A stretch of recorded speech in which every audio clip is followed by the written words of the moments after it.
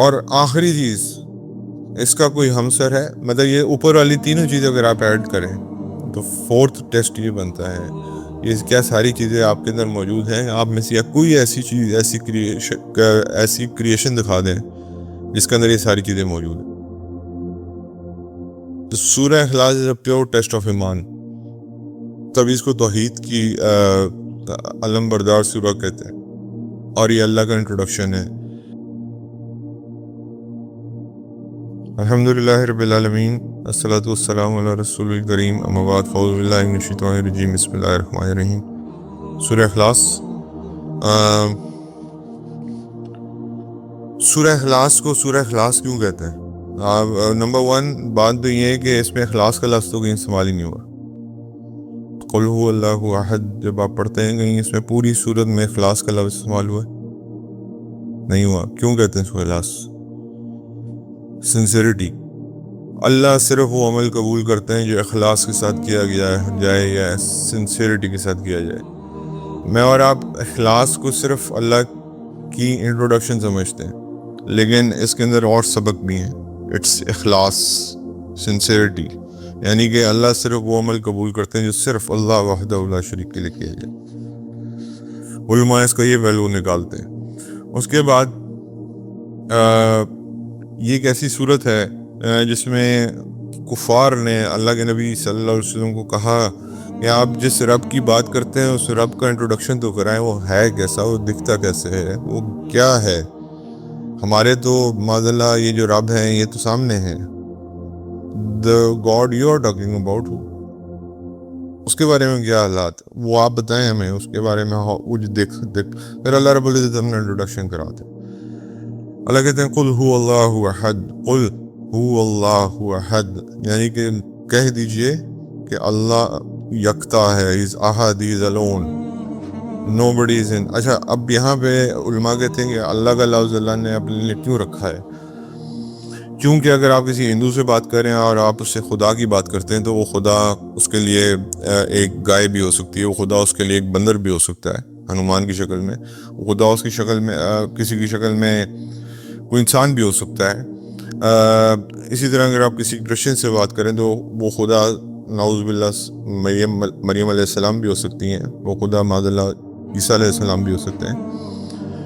اسی طرح آپ کسی جیو سے بات کریں تو وہ خدا عزیر علیہ السلام بھی ہو سکتے ہیں. Allah is something which Allah has chosen for himself. So Allah نے اپنا نام ہی یونیک کر دیا.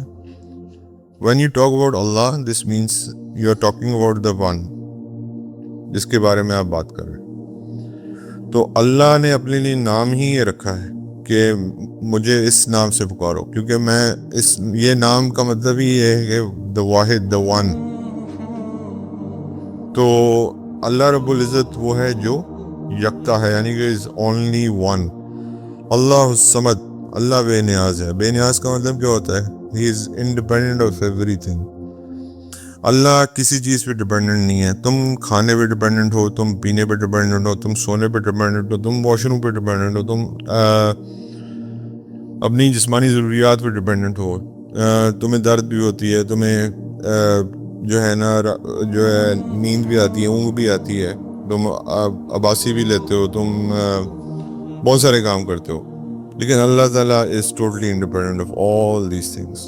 یعنی کہ اللہ is بے نیاز، اللہ is صمد، یعنی کہ اللہ انڈیپینڈنٹ ہے ان چیزوں سے. یہ جو تم چیزیں اپنے خداؤں میں دیکھتے ہو، اللہ تعالیٰ is not dependent. اور ان کے خدا جو ہیں وہ ٹوٹلی اتنی ہی ڈیپینڈنٹ ہیں، یعنی کہ تراشتے بھی خود ہیں، بناتے بھی خود ہیں، اور کھڑا بھی ان کو خود کرتے ہیں. تو اتنی ہی ڈیپینڈنٹ ان کے خدا ہیں. پھر اللہ فرماتے ہیں اللہ الصمد لم یولد ولم یولد، نہ اس کی کوئی اولاد ہے اور نہ وہ کسی کو اولاد ہے. اللہ was there forever and he will remain there forever. اور اس کا کوئی نہ اس کو کسی نے پیدا کیا ہے نہ اس نے کسی کو پیدا کیا. یعنی کہ اللہ نے اس چیز کی بھی نفی فرما دی. یہ جو کہتے تھے کرسچنز کہتے تھے کہ نعوذ باللہ حضرت عیسیٰ علیہ السلام کے بیٹے ہیں، اللہ نے اس کی نفی فرمائی. جیوز کہتے تھے عزیر علیہ السلام کے بیٹے ہیں، اللہ نے اس کی نفی فرمائی. اور قریش کہتے تھے معاذ اللہ کہ فرشتے اللہ کی بیٹیاں ہیں، اللہ نے اس کی نفی فرمائی. اللہ نے کہا میری اولاد تو دور، میں اس چیز سے پاک ہوں اور میں ہمیشہ سے ہوں اور ہمیشہ سے رہوں گا.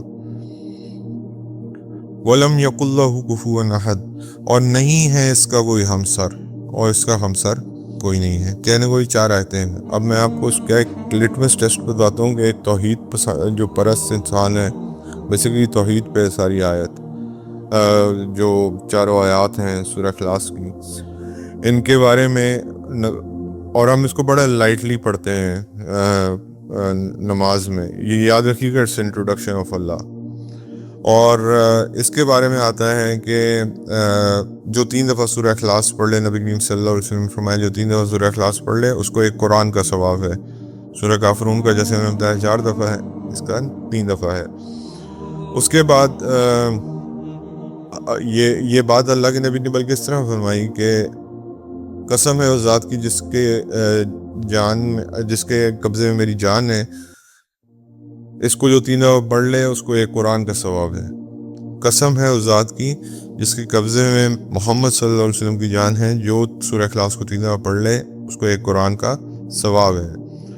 اس کے بعد ایک دفعہ اللہ کے نبی صلی اللہ علیہ وسلم نے کچھ صحابہ کو بھیجا، اور وہ جا کے وہاں پہ ایک صحابی وہاں پہ نماز لیڈ کرتے تھے. کچھ دن وہاں رہے اور نماز لیڈ کرتے رہے اور صرف سورہ اخلاص ہی پڑھاتے تھے جماعت میں. تو جب صحابہ واپس آئے، انہوں نے نبی کریم صلی اللہ علیہ وسلم کو آ کے کہا کہ یہ تو صرف نماز میں سورہ اخلاص ہی پڑھاتے ہیں. تو انہوں نے کہا کہ ان سے پوچھو کہ وہ ایسا کیوں کرتے ہیں.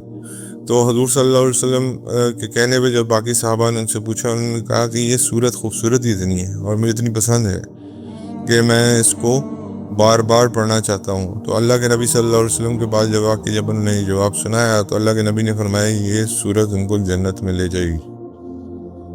اور ایک اور حدیث میں اللہ کے نبی صلی اللہ علیہ وسلم نے فرمایا کہ جو اس صورت سے محبت رکھتا ہے وہ یہ سورہ اخلاص اس کو جنت میں داخل کروا دے گی انشاءاللہ، کیونکہ اللہ اس کی وجہ سے اس انسان سے محبت کرتا ہے. جو سورہ اخلاص سے محبت کرتا ہے اللہ اس کی وجہ سے اس انسان سے محبت کرتا ہے. تو اور ایک اور اس کے بارے میں روایت آتی ہے کہ سورہ اخلاص اگر آپ 10 دفعہ پڑھ لیں تو اللہ آپ کے لیے ایک محل کھڑا کر دے گا جنت میں. اپنے گھر بنانا ہوتا ہے، مسند احمد کی روایت ہے، آپ نے گھر بنانا ہوتا ہے، کسی انجینئر یا کسی آرکیٹیکٹ سے پوچھیں، وہ آپ کو منیمم 6 months یا 1 year کا ٹائم دے گا. اللہ پورے پیلس کی بات کرے کہ I'll build you a palace on reading this surah for 10 times only. 10 دفعہ پڑھیں جنت میں محل بن گئے. سو امیجن آپ خود ہی کر سکتے ہیں کہ اب ذرا لٹمس ٹیسٹ پہ آ جائیں جس کی میں بات کر رہا تھا کہ اللہ نے اپنا انٹروڈکشن کیسے کرایا.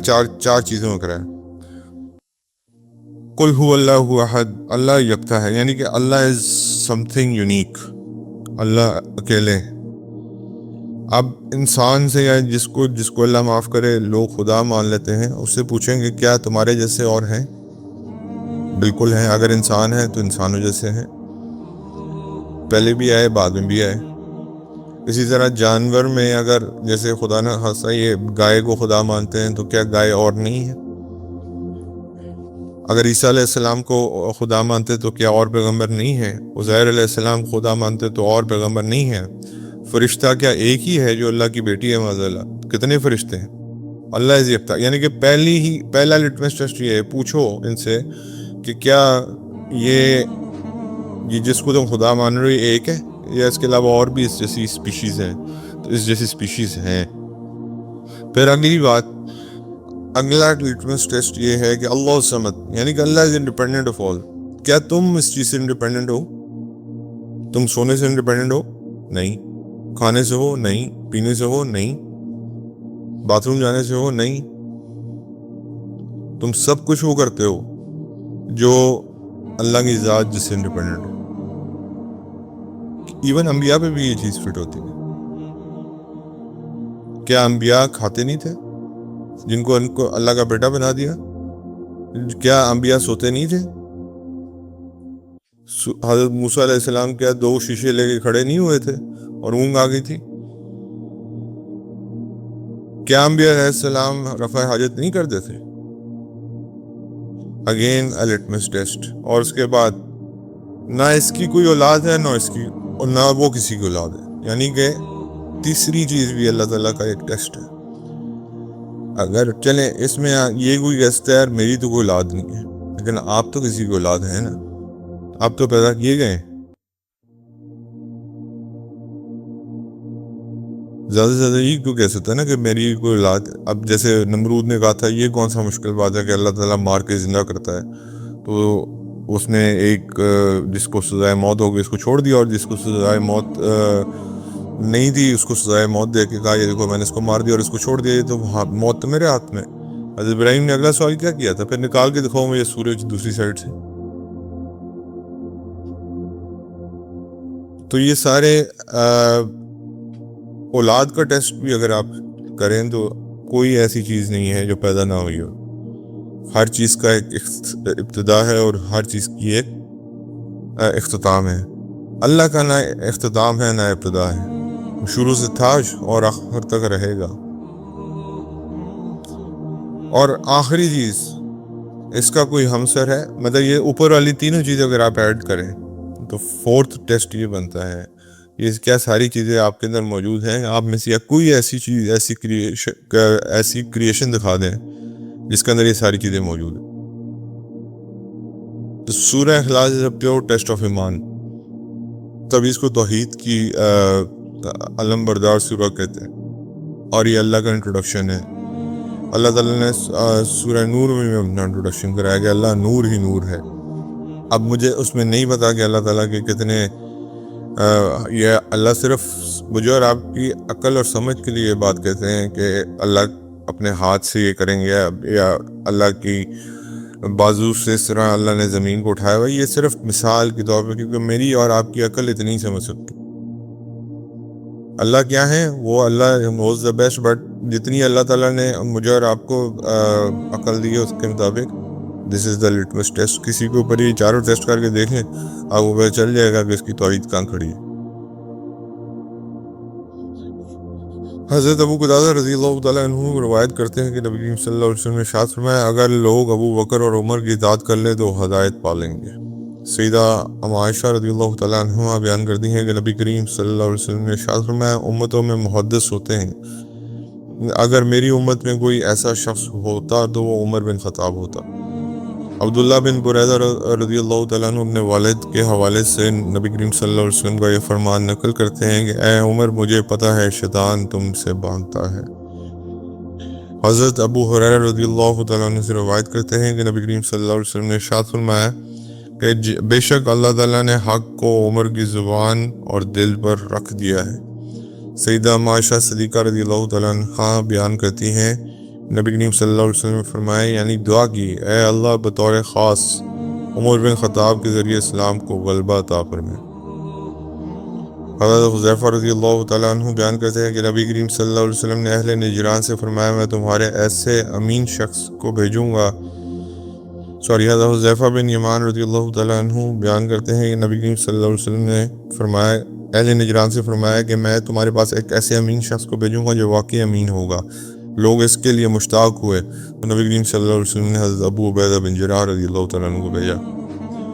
حضرت ابو سعید خدری رضی اللہ تعالیٰ عنہ روایت کرتے ہیں کہ نبی کریم صلی اللہ علیہ وسلم نے ارشاد فرمایا اس ذات کی قسم جس کے دست قدرت میں میری جان ہے، ہم اہل بیت کے ساتھ جو بھی شخص بغض رکھے گا اللہ تعالیٰ اسے جہنم میں داخل کرے گا۔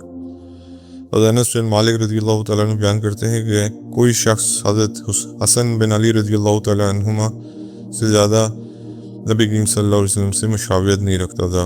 حضرت جابر بن عبداللہ رضی اللہ تعالیٰ عنہما بیان کرتے ہیں کہ جو شخص کسی جنتی کو دیکھنا چاہتا وہ حسین بن علی رضی اللہ تعالیٰ عنہما کو دیکھ لے، کیونکہ میں نے نبی کریم صلی اللہ علیہ وسلم کو یہ بات ارشاد فرماتے ہوئے سنی۔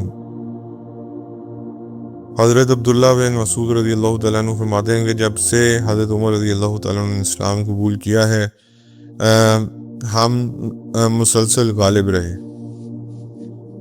سیدہ عائشہ رضی اللہ تعالیٰ عنہ بیان کرتی ہیں کہ حضرت عمر رضی اللہ تعالیٰ عنہ فرماتے ہیں کہ حضرت ابوبکر رضی اللہ تعالیٰ عنہ ہم میں سے نبی کریم صلی اللہ علیہ وسلم کے سب سے زیادہ محبوب تھے اور وہ ہم سب سے بہتر تھے اور ہمارے سردار تھے۔ سیدہ عائشہ صدیقہ رضی اللہ تعالیٰ عنہ اماں بیان کرتی ہیں کہ حضرت ابو بکر رضی اللہ تعالیٰ عنہ نے نبی کریم صلی اللہ علیہ وسلم پر 40,000 دینار خرچ کیے، دینار یا درہم خرچ کیے۔ حضرت ابو ہریرہ رضی اللہ تعالیٰ عنہ روایت کرتے ہیں کہ نبی کریم صلی اللہ علیہ وسلم نے ارشاد فرمایا، کسی بھی شخص کے مال سے مجھے اتنا نفع نہیں دیا جائے جتنا ابو بکر رضی اللہ تعالیٰ عنہ کے مال سے دیا گیا۔ راوی کہتے ہیں اس میں حضرت ابو بکر رضی اللہ تعالیٰ عنہ رو پڑے، انہوں نے عرض کیا کہ میرے مال آپ ہی کا ہے،